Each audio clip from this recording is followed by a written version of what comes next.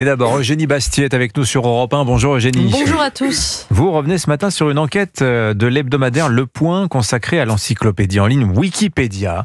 On y découvre le parti pris de certains contributeurs qui volontairement biaisent certaines pages. Wikipédia, oui, vous savez, c'est censé être l'histoire la plus belle de la plus belle réussite d'Internet. Lancée au début des années 2000, l'encyclopédie en ligne collaborative, gratuite et très simple d'utilisation attire en France près de 4 millions de visiteurs quotidiens. Le principe, tout le monde peut participer sans être spécialiste d'un sujet. Les contributeurs sont censés se corriger mutuellement. Malheureusement, si Wikipédia lutte assez efficacement contre les canulars qui sont trop évidents, elle est vulnérable aux manipulations idéologiques. Certains contributeurs très militants modifient des articles pour aller dans le sens de leur agenda idéologique. Le journaliste Erwan Seznek du Point donne par exemple la page glyphosate en exemple. Dans sa version anglaise, l'article traduit le consensus des agences sanitaires mondiales expliquant qu'il n'existe aucune preuve d'effet cancérogène sur l'homme de l'herbicide le plus vendu au monde.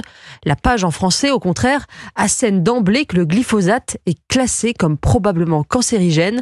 En cause, un contributeur très militant qui n'a pourtant aucune expertise sur ce sujet. Alors vous-même, Eugénie, vous estimez que votre fiche Wikipédia est biaisée ? Effectivement, on me présente sur Wikipédia comme une personnalité d'extrême droite et réactionnaire, tout comme notre ami Pascal Praud d'ailleurs.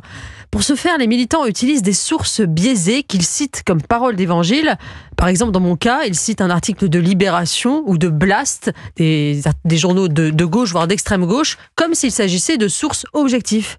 Alors, une fois que vous êtes pris dans cet engrenage, toute tentative de modifier ou de faire modifier sa propre page est censurée. Il y a une anecdote rigolote de Philip Roth à ce sujet. Le romancier américain voulait contester la page consacrée à son roman La Tâche. Il a contacté personnellement l'encyclopédie pour dire que ce qui est écrit sur son propre livre était faux.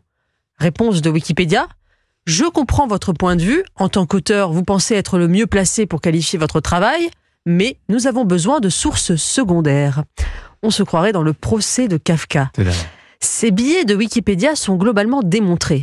Une enquête du Manhattan Institute publiée cet été a prouvé que les pages Wikipédia de personnalités politiques de droite étaient systématiquement associées à davantage de termes ou sentiments négatifs, tandis que les termes associés à des personnalités de gauche étaient, eux, plus positifs. Alors Wikipédia est-il devenu Wokipédia ? C'est l'accusation qu'a portée contre l'encyclopédie Elon Musk, très fâché de sa page lui aussi. Mais franchement, est-ce que c'est si grave, Eugénie ? Wikipédia, globalement, c'est un projet qui est utile pour l'humanité. Écoutez, tout à fait, je nie pas du tout l'utilité globale de cette encyclopédie que j'utilise tous les jours sur un tas de sujets, c'est très intéressant. Pour le moment, d'ailleurs, aucun logiciel d'intelligence artificielle n'est capable d'accomplir un travail aussi minutieux d'intelligence collaborative. C'est drôle d'ailleurs parce que c'est finalement le théorème de la main invisible appliqué à la connaissance, la mise en concurrence des individus qui devraient produire le meilleur marché possible. Tout à fait. Sauf que des trusts sont nés qui faussent cette concurrence. Cette histoire de Wikipédia, c'est finalement un reflet de l'histoire d'Internet. Au début du web, tout le monde croyait à la démocratisation du savoir de façon très optimiste.